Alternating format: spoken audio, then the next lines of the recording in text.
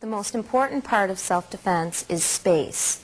If you're not in the area in which you could get hit or kicked, the likelihood of you getting hurt is minimal.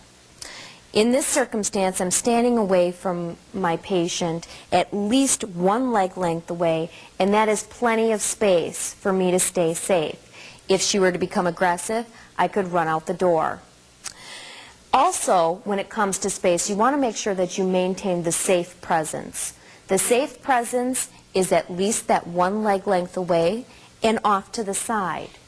This way, if your patient needs to escape, your patient can escape, and if I need to escape, I can escape.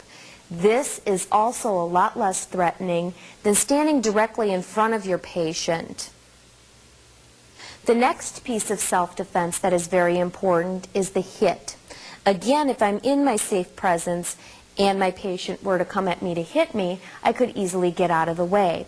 However, if I'm not in my safe space and my patient is coming to hit me, what I want to do is put my arms up to block it and get out of the way. We'll do that again in a little bit faster motion. And I would get out of the way. If I do not get out of the way, what's going to happen is she's going to come at me with her next hand. The next piece of self-defense that I would like to show you is the kick.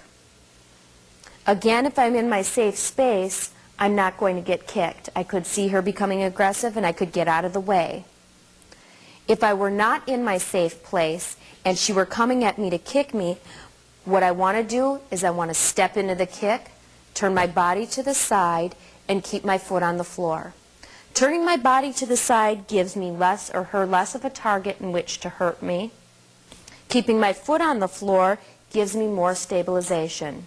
If I were to pick my foot up and she were to kick me, I would lose my balance and fall over and she'd be able to hurt me.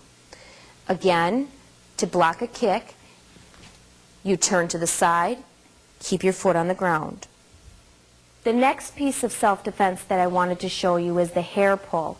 If you're getting your hair pulled by a client, what you want to do is you want to take their hands and hold them to your head and call for help.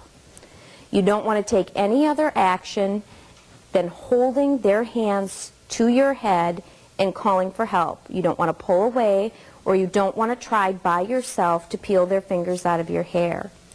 They're going to get very tangled inside of your hair very quickly, so you're going to need that extra person to help get you out of that. You would want to do the same thing for this type of hair pull. Put your hands over their hands and hold them there until you can get somebody to help get them off of you. The next self-defense maneuver we will show you is the choke hold.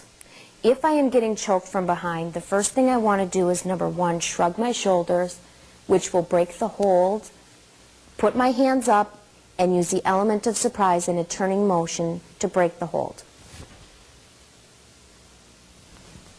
We'll do this again in faster motion. All this time, I'm backing away from my client to make sure that I have enough space so she cannot grab me again.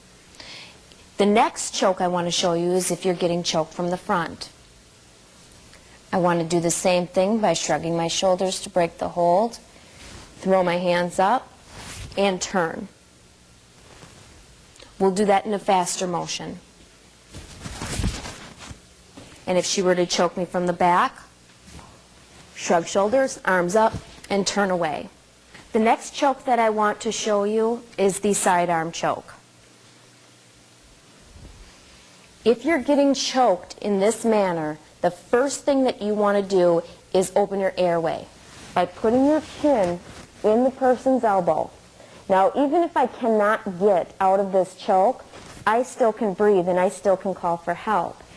If I'm like this and I don't move, what's going to end up happening is that I'm going to go unconscious and I'm not going to be able to call for help. So get your chin way inside of their elbow. The next thing you want to do, if you can get out of it, is take your hand closest to their elbow, put it under their elbow, take your other hand and put it on their wrist, bend down, and back out of the choke and let go. We'll do that in faster motion. Get your chin inside their elbow, hand underneath their elbow, other hand on their wrist, head down, and back out of the way. The last piece of self-defense we're not going to demonstrate, but if you are getting bit by a client, the last thing you want to do is pull away from the bite. Doing so will cause you injury. Instead, you want to push into the bite, which will cause the patient's jaws to weaken and allowing you to get out.